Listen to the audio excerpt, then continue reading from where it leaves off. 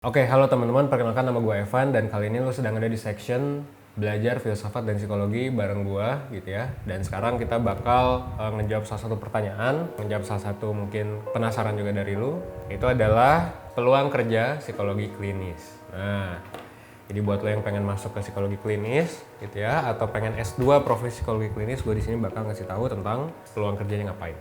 Oke, stay tune biar lo bisa dapat keseluruhan insight-nya.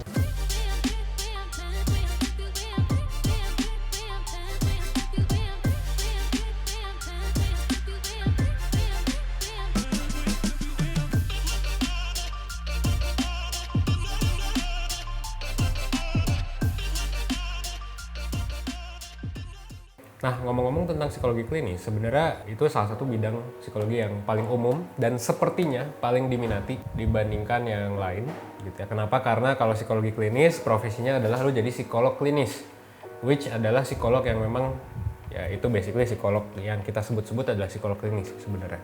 Jadi psikolog itu sebenarnya ada banyak, psikolog pendidikan, psikolog apa gitu ya. Psikolog klinis ini adalah psikolog yang umum kita bicarakan gitu. Jadi kayak kalau lu lagi, aduh gue stres, gue mau ke psikolog. Nah itu lu bukan pergi ke psikolog biasa, tapi psikolog klinis biasanya gitu.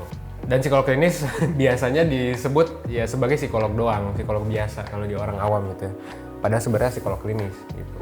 Di psikolog klinis tuh ada yang anak, ada yang dewasa, tapi yang biasa kita, yang biasa disebut orang adalah psikolog klinis dewasa. Jadi bidang klinis tuh apa sih gitu? Yang tadi ya, bidang klinis itu adalah ketika kita ngebahas gangguan, kesehatan mental dan sebagainya gitu. Basically ngomongin soal itu.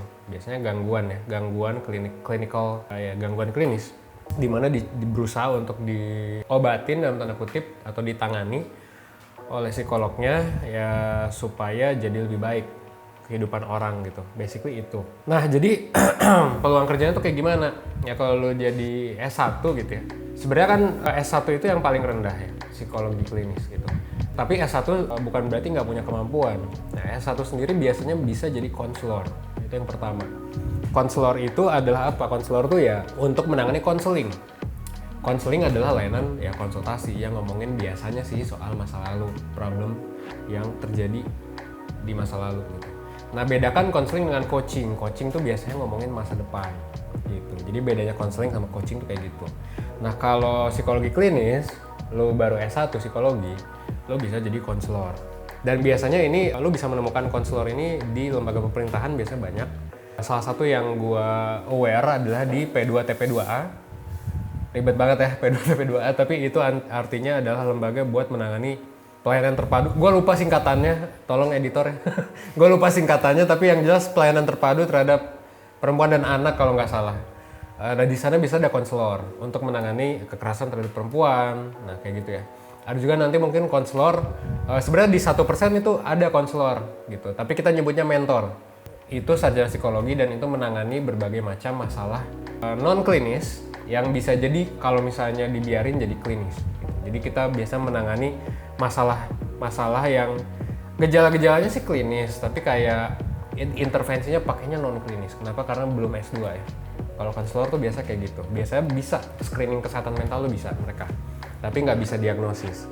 Nah kalau udah S2 biasanya bisa jadi ya konselor psikologi, tapi bisa diagnosis gitu. Dan biasanya menangani konseling sih ya, konseling psikologi gitu.